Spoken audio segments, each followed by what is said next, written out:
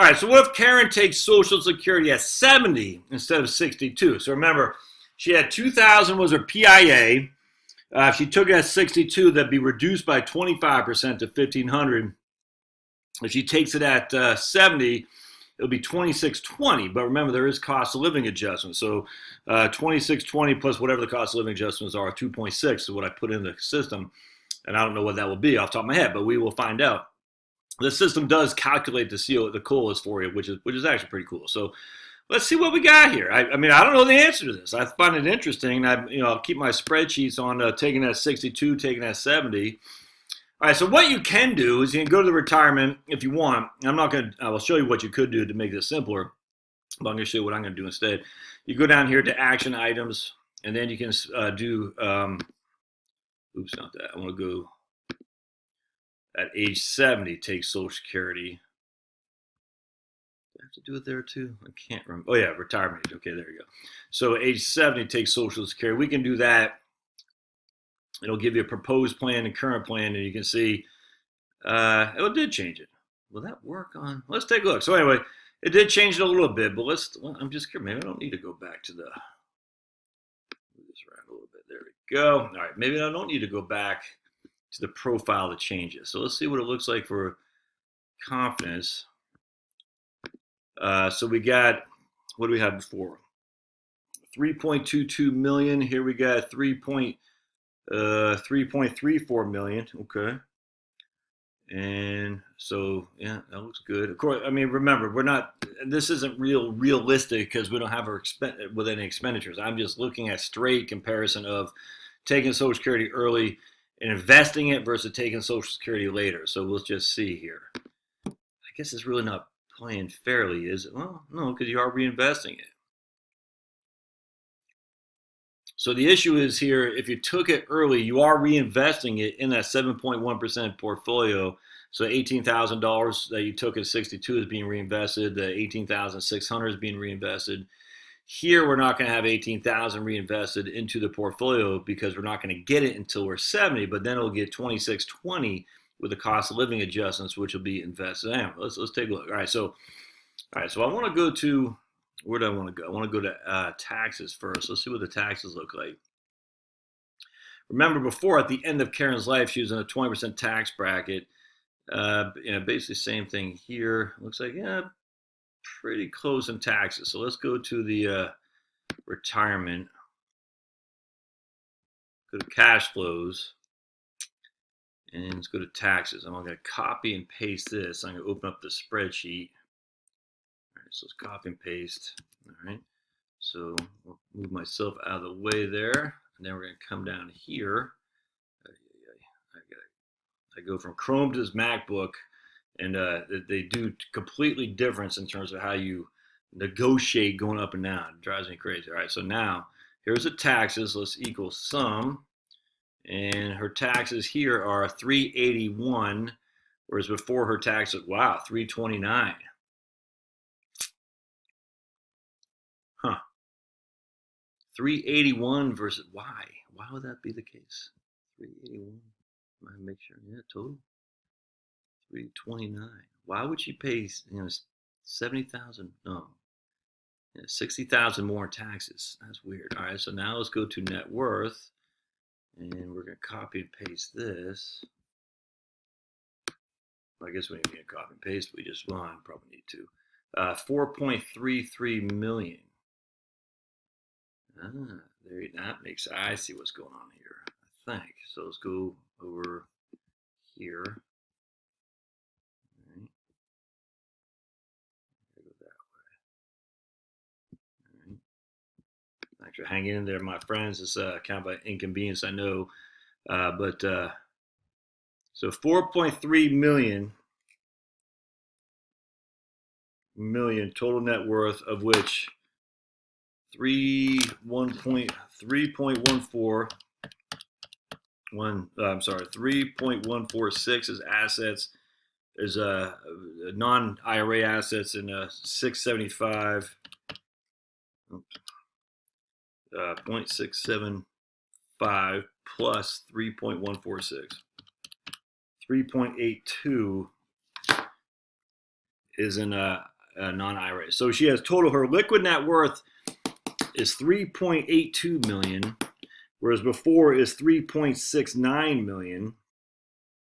Her taxes are what do we say? 382 versus 329. And her last year taxes, when she took Social Security at 62, she paid $37,000. Here she paid $44,000 this year. So that's interesting to me. Why? What's going on here? So let's go see what's happening here. I want to go to summary. So remember, she got all right, so here's her cash flow. She had nothing coming in, nothing going out. All that's happening is her accounts are growing, all right, because she literally has no income inflows, as you can see. And because there were no income inflows, there's no taxes. So let's go to accounts. I'm just curious, ending balance. So here's her IRA, 358, and all of a sudden out of nowhere it's 542 when she starts hitting RMDs. And you're going to go withdrawals. I'm going to have to, hold on a second, I'm about to sneeze. Excuse me. So they're her RMDs, and those are going into the taxable accounts. You can see the withdrawals from the traditional IRA, 21,000 going to the taxable, 22,000 going to the taxable. And then we also have additions to accounts here, which will be her Social Security, 725 divided by 12. So in this case, her 2620 benefit at 70 is actually grown to 2977 with cost of living adjustments. So good job, Right Capital. That's fantastic. So her Social Security is going to her account, and yeah, so you start seeing it going down here: 35, 75, 36, 36, 36, 36, 36, 36, 35, because of taxes. That's what's going on here. And then probably down here, she's still adding to her because her Social Security, when she's 90, her income from Social Security is $63,000, where her taxes were $44,000. So that $19,000 is being added to the account. Let's take a look at. I'm just curious. I want to take. Oops, I gotta get myself out of the way. I want to take a look at her tax form, her 1040. We'll just fast forward a few years to. We'll go up to 2037. All right, so in 2037. See, look at that. Yeah, because she's saving so much that's going into the non-IRA. She has taxable interest of $7,300, dividends of almost $12,000. She has her taxable amount of IRA distributions, her RMDs at $39,000. That's 2037. 39,000.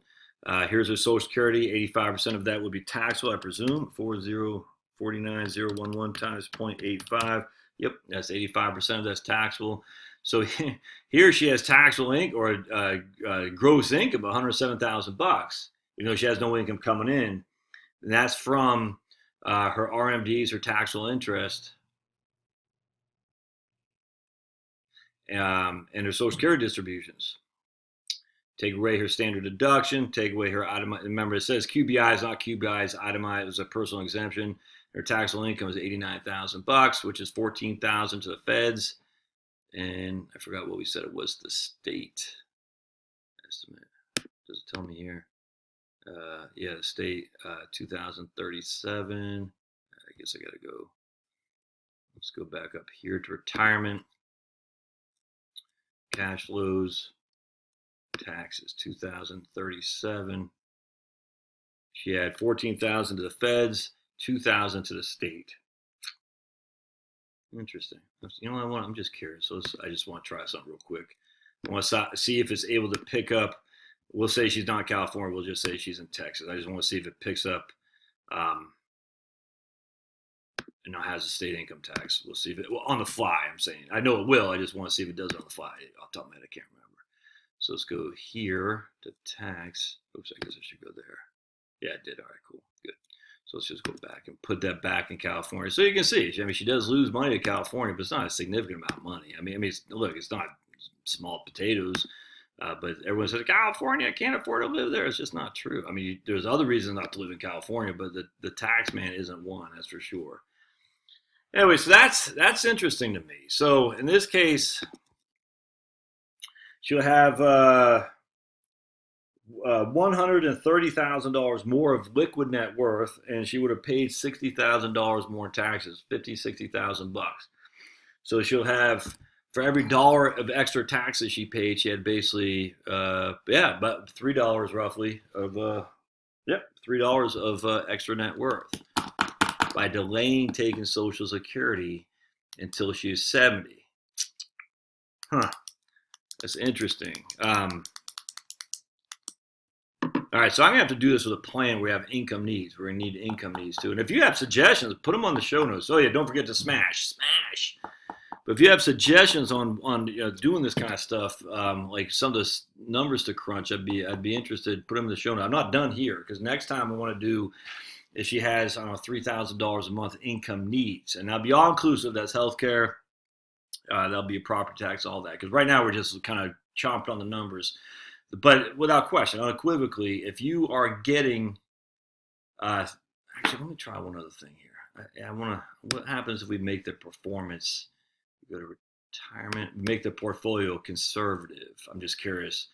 We're going to go down here, current allocation, and we're going to say conservative. What would it look like there? All right, so here we refreshed it. We still got 100%. Oh, look at that. Yeah, so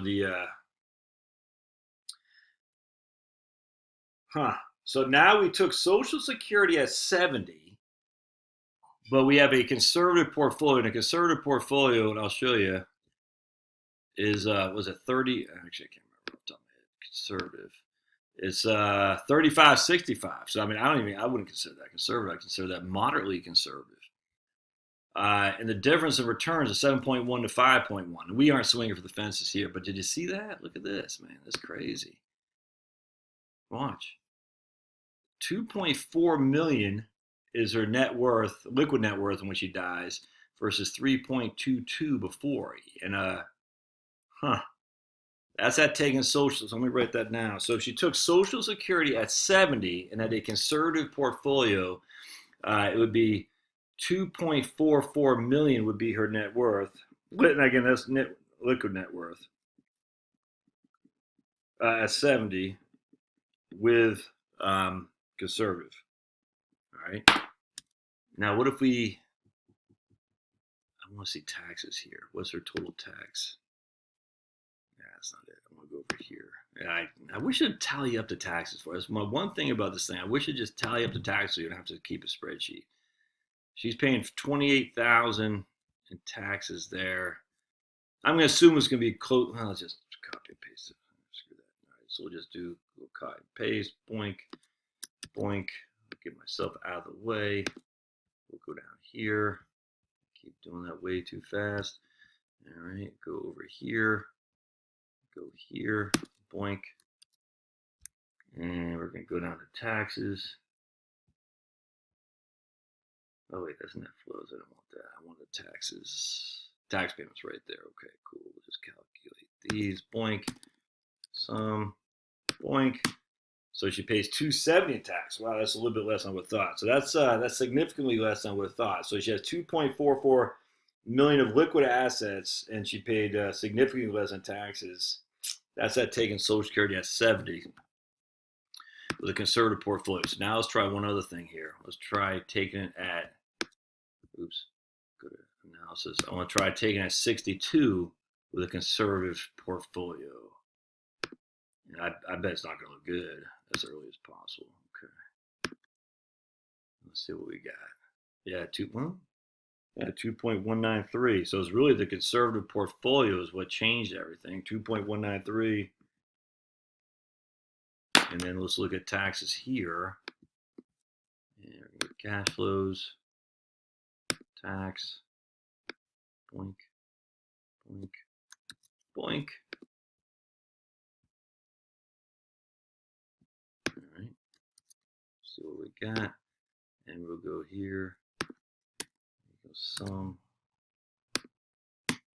All 211,000. So it went from that's interesting. 211,000 attacks to what do we say here before? It was 270, all the way up to 392, I think, if memory serves. Where do we go before that? 381 and down to 329, 330. So between 380 and 211 in taxes. Net worth, this is liquid net worth, 2.193, 2.440, 3.82, and 3.69. And coincidingly, or correspondingly, I suppose, the higher the net worth, the more taxes paid, which inherently makes sense. That's interesting. I'm interested by that. So I don't think there's any right or wrong here in terms of when to take Social Security. In terms of in of itself, just right with this, what we're trying to do, which is just get a comparison of when to take Social Security. I guess you would say if you're investing aggressively, you would take, it really depends on you. If you're going to invest conservatively, you probably should delay taking Social Security. That's just all there is to it. Because if you're going to invest in conservatively and be in Social Security, and if you're investing conservatively and take it early, you're only going to have you're only going to have 2.193 million of liquid net worth. If you're going to invest aggressively and take it early, you would have had 3.69 million. So, no, 3.22 million of liquid net worth, more than $1 million. So if you are going to invest it aggressively, if you're going to take it early, you need to invest your money aggressively. That's all there is to it. And we already knew that going into that for sure. But if you take it later in conservative, you're not going to get a whole much. It's not significantly higher than taking it early and being conservative. It's really contingent on your investment strategy, if that makes sense. So if you're going to take it early and invest it conservatively, that's the least thing you should do. You should take it later and invest conservatively. If you're going to take it early, invest conservatively. Of the four numbers, that's the worst one in terms of your overall taxes and liquid net worth. Seems like I have something else I want to say about that. Okay, so let me do another one. I'm going to do some other ones, and I'll come back where I want to do it where what happens if we take it early versus later with an actual income that we need to live on. How does that shake out there? All right, well, stay with me. Don't forget to smash. Don't forget to like, or I should say subscribe. And we'll see you next time.